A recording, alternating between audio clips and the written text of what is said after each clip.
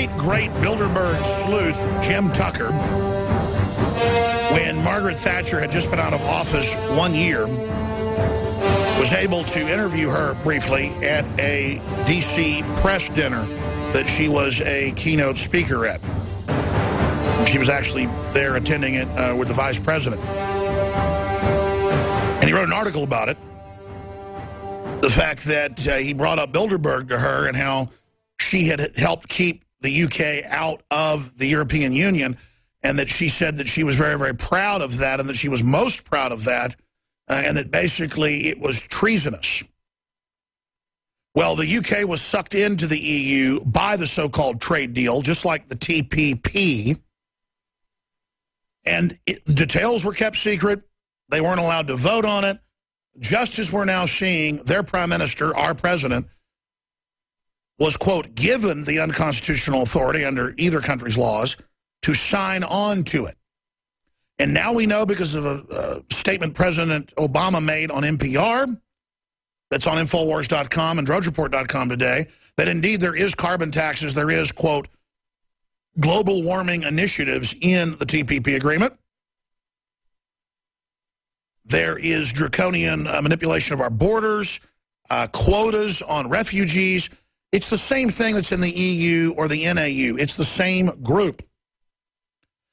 And we're very honored to have Lord Christopher Monckton, who was on record a major newspaper editor, inventor, chief advisor to Margaret Thatcher, the founder of UKIP, the fastest growing party in the UK and in Europe. Of course, their big star is Nigel Farage, been a guest many times here. He heads up science at publicpolicy.org. We normally have him on as the leading expert exposing Al Gore and the carbon tax fraud. And there's new documents out today that NASA was ordered to fix the decline in temperature, just as East Anglia got caught in ClimateGate doing. But we're not going to get into that today. I wanted to get Lord Monckton on, and I appreciate him taking the time out to do it on this Friday evening UK time, to discuss what it's like to have fought this, held it back as her advisor. He was the guy to found UKIP decades ago to try to get them then out of the EU, the dictatorial EU that makes 80+% of UK laws without a vote. And to now have the BBC News headline, Germany's Merkel open to EU treaty changes for UK to keep them in. AP, EU weighs unprecedented reform as Britain threatens to leave. The TPP, the EU, it's all heads of the same globalist multinational hydra. And sure, UKIP's forced the Tories to act like they're going to try to let the EU system be forced to a vote. But it does show major progress, in my view. And just look at the progress of founding UKIP. In fact, Lord Monckton, give us some of the history. In fact, I'm going to give you the floor right now. Until we go to break in about 8-9 minutes. I mean, when did you found UKIP? Break it all down for folks and where we are today, because this is so historical, and it's got to feel really good for you to see this happening. Well, UKIP was founded actually not by me, but it was founded 22 years ago. But you were one of the founders of UKIP, from what I've read online. It came quite late to the party, actually. It was founded by originally an academic called Alan Sked, who was concerned that we were no longer a democracy. Our democracy had been taken away by stealth, piece by piece. They had dismantled our democracy. Now it's getting on for 90% of all laws made for us are made not by people we elect, but they're made by people we don't elect. The commissars, as the Germans call them, the people who meet behind closed doors, there are 30 of them. Nobody knows really who they are. Sure, but I want to give you the floor, but just to get it clear, you were there early on with Thatcher fighting it, from my research, and you were involved in the main launch of UKIP being successful, because from what I've read in newspapers, I mean, they say you and Nigel Farage are basically founders of it. I mean, I guess because you helped it become successful, they say that then. I mean, certainly in Scotland, we've got it going. We've now got our first representation north of the border. I was leader of the party in Scotland when that happened.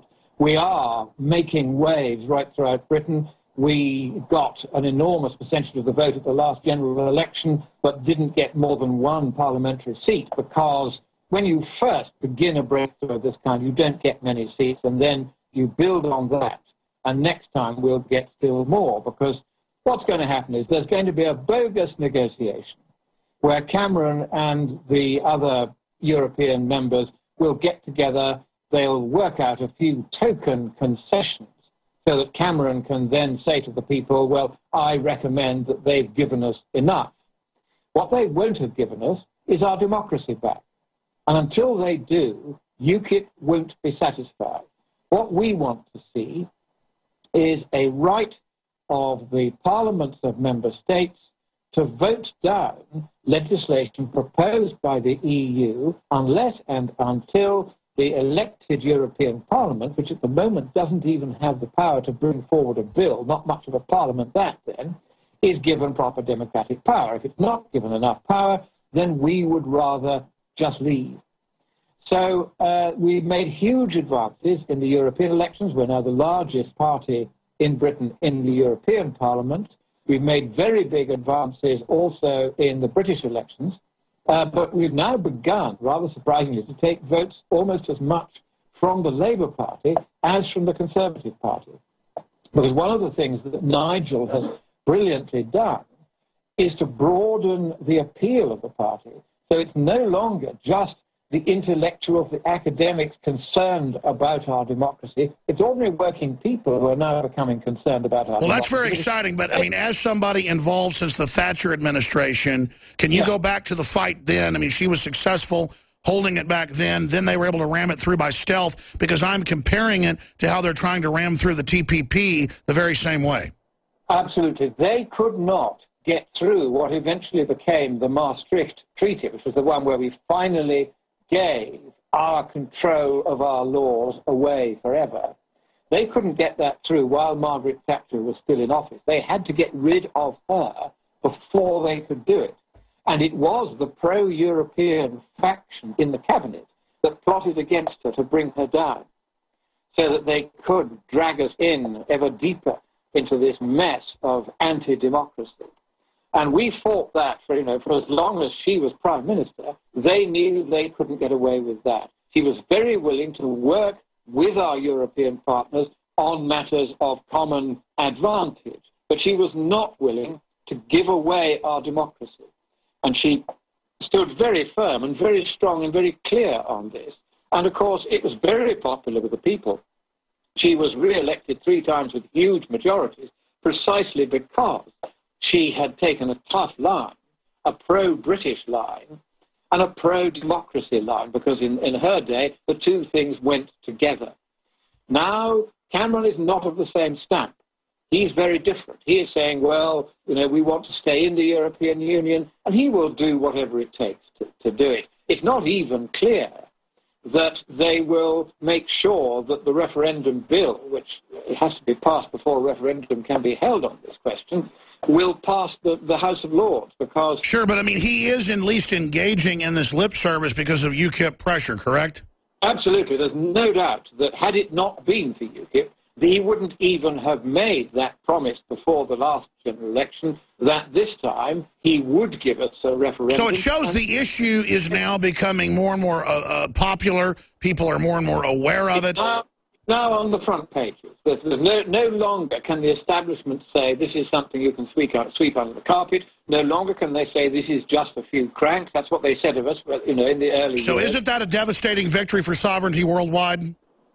I think this is enormous, because I think what's going to happen is that people worldwide will realize you can do this. You can fight City Hall on these democratic issues, and you can win.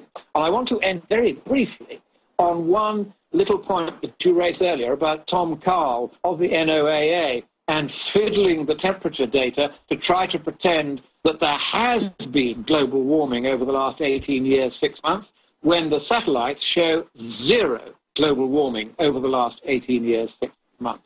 How has he done this? He's done it by fiddling the figures. And he fiddled them in a really clever way, but we've seen through it. Now, I've got a paper already up on the internet at whatsupwiththat.com, W-A-T-T-S, upwiththat.com, which explains that since the oceans below the surface, which he's talking about, are warming at only 1/5 of the rate he says the surface is warming at, and because the air immediately above the surface he's talking about is not warming at all, the conclusion is that he is simply making it up. His paper is, in fact, a breach of the laws of thermodynamics, which is how heat gets moved around. If you make a sandwich like the barbecue you and I had when I came to visit you in Austin, Texas, and you put meat in the middle and bread either side, if the bread is colder than the meat will cool down. It will not stay hotter than the bread. And what he's trying to say is that the surface in the middle of this sandwich between the air above and the ocean below is hotter than both. It can't be. It's as simple as that. Incredible. We've got one more segment, and I do want to segue into this because it's all interconnected. We now know TPP, that's secret. Basically, the Asian Union emerged with the EU and the American Union under the Trilateral Plan. We now know, Lord Monckton, as you know, that it does have that in it. Just outrageous. Well, this is an enormous disgrace that Obama is insisting as the price of American cooperation in this and any other international agreement that the countries with whom he does business have to kowtow to this climate monster by shutting down their major industries. And already your coal industry is on its knees. Already your utilities are on their knees. Already your aluminium smelters are going overseas. Your steelworks are going overseas. And paradoxically, therefore, emitting more CO2 because they operate under more inefficient overseas regimes than if they'd stayed at home. But he doesn't care. These were the people who used to be the big donors for the Republican Party, and this has nothing to do with the climate, but everything to do with Obama trying to destroy the funding of his political opponents. It is as straightforward as that. It's very typical. It's a mafia takeover. It's like Hitler, for 5 years before he rounded them up, wouldn't let Jews and others run their shops to first make them destitute before he actually grabbed them. You take people's power away before you kill them. That's exactly what he's been trying to do, and that's the significance of Tom Carl's paper today. After the break, I'll tell you a very funny story about me and Tom Carl in front of Congress. Sure, I actually skipped the break, Lord Monckton, to give you more time. Yeah, sure. Do you want to carry on now? Or yeah, go ahead. I just skipped it. Go ahead. Okay, fine. Right, what we're going to do is, about 2009 this was, I've been invited by the Republicans to testify as their witness in front of Congress, opposite Tom Carl, who, of course, was the Democrats' witness. Now, Tom Carl is the head of the National Climatic Data Center, which is a subdivision of the National Oceanographic and Atmospheric Administration, and it, among other things, keeps a global temperature record. Now, I was explaining to Congress, and I showed them a chart, which demonstrated that for the 8 previous years, there had actually been global cooling. Now, Representative Joe Barton of Texas, who was the Republican ranking member on the committee at that time, said to Tom Carl, he said, but you and other officials have been coming here for months telling us we've got global warming. Lord Monckton says there hasn't been any. In fact, it's been cooling for 8 years. Will you please explain why you never told us that? Or is Lord Monckton lying to us? So Tom Carl flannelled like mad and said, oh, well, he wouldn't have done the thing the same way as I had done it. So Joe Barton cut him off and said, you're both to go away and write letters to the committee explaining your facts. So all I did was to send a letter to the committee taking Tom Carl's own temperature data set, the NCDC temperature data set, and sure enough, for 8 years, it showed global cooling. He had tried to mislead Congress. He's now trying to mislead the world again, this time by pretending that there hasn't been this very long pause in global warming, during which for the last 18 years and 6 months, according to the satellite data that came out just 2 days ago, there has been no global warming at all, notwithstanding record increases in CO2 concentration. So we've got the CO2 concentration going through the roof. In fact, it's now higher than it's been in 810,000 years. Absolutely, sir. But, I mean, before you go any further, just as a political researcher, the Club of Rome, all these inside robber baron globalists that are the opposite of free market corporations are at war with the free market segment and, quite frankly, taking it over. We're in deep trouble. And so productivity's in deep trouble. They're in a consolidation period. We're being conquered, basically. But even if carbon dioxide was bad, even if it was warming us up, even if all these lies were true, we always have that debate on the science, which I know is important, and you've won that debate.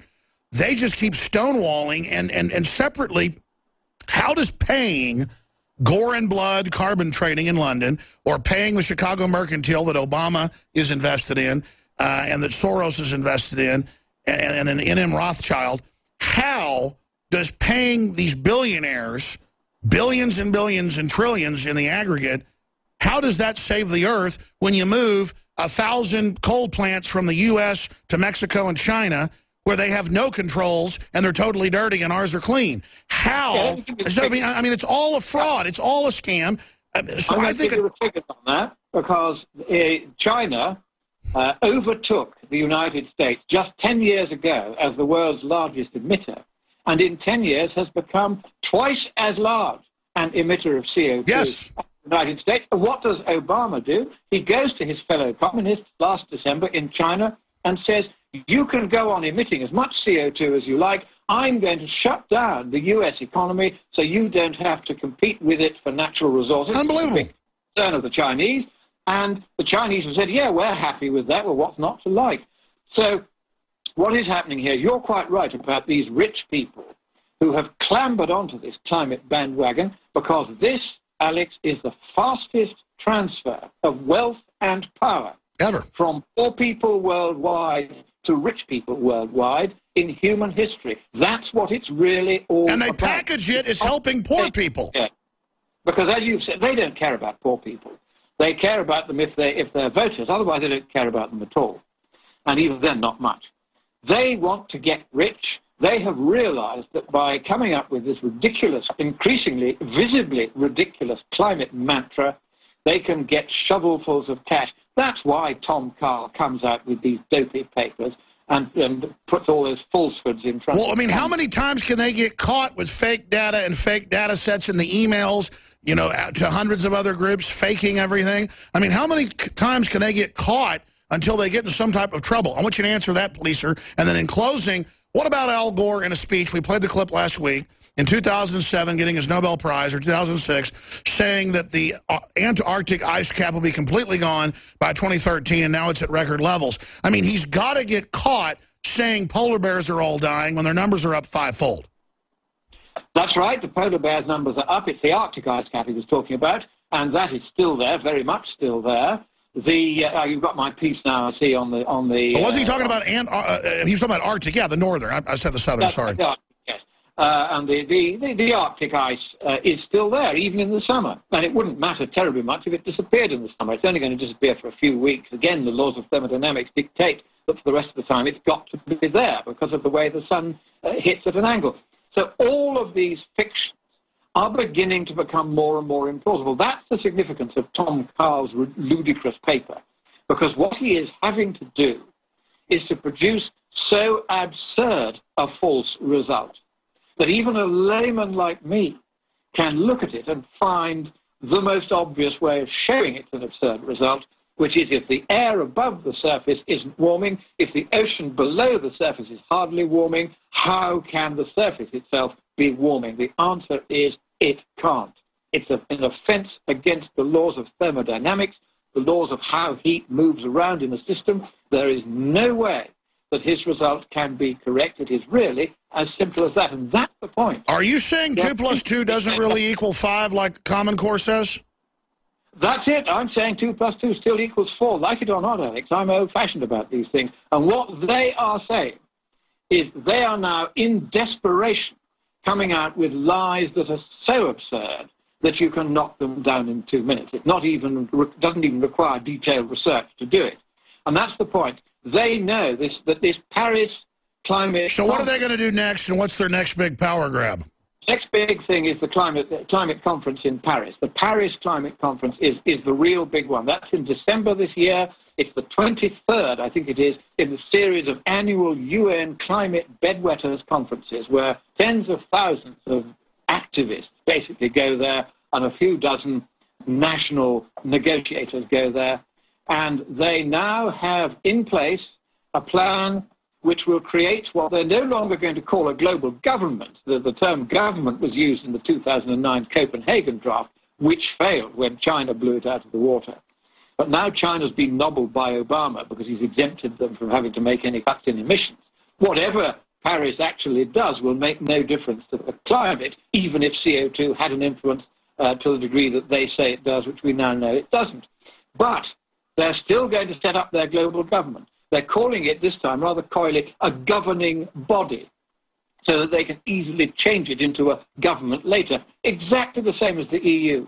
It's the same model. They started by requiring that nations should report various data to them. They then gradually increased the obligations to report, so that you're having to spend vast amounts of money collecting perfectly useless data about how much CO2 you emit and how much you scavenge back by planting trees, and nonsensical stuff. And they make the nations do that. Then they make the nations comply with various targets, which the nations first of all voluntarily put forward, and then gradually they become compulsory. That's the stage they're reaching now in Paris. They have set up in the meantime something like 1,000 new supranational bureaucracies to be the sinews of this global government. They're already in place. They were put in place by the Cancun Treaty. Well, Lord Monckton, we're going to have you back up in the near future to break all that down. Scienceandpublicpolicy.org. You're on the front line of fighting global tyranny, and we salute you for your great work with the UKIP and others on forcing and awakening to the fact that you're under EU dictatorship. Thank you so much. Great job. Have a great weekend. Thank you very much, and God bless you. God bless America. We will keep the world free, whether the powers that be like it or not. Hoorah to that.